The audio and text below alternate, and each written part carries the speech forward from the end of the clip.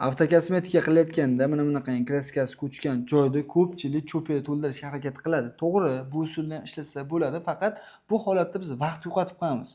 Hozir sizga oddiy va tez bo'ladigan usulni o'rgataman. Bunda bizga bunaqangi kesichka bilan lezza kerak bo'ladi.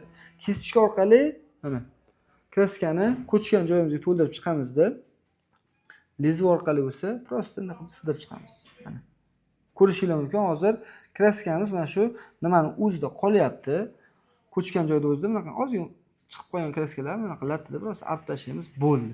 Endi biz buni bitta shkurka qilganimizda eski kraska bilan yangi kraskani birikishi ancha oson bo'ladi. Agar biz buni cho'piga to'ldiradigan bo'lsak, yonlaridan kraska bo'rtib qoladi. Uni biz yo olmasa yo lezvada shilib chiqishimizga to'g'ri keladi. Xullas vaqt yo'qotamiz.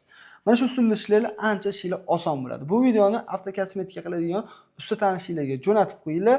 Bizga obuna bo'lib qo'ysanglar, inshaalloh qiziqroq ma'lumotlarni ko'rsatishda davom etamiz.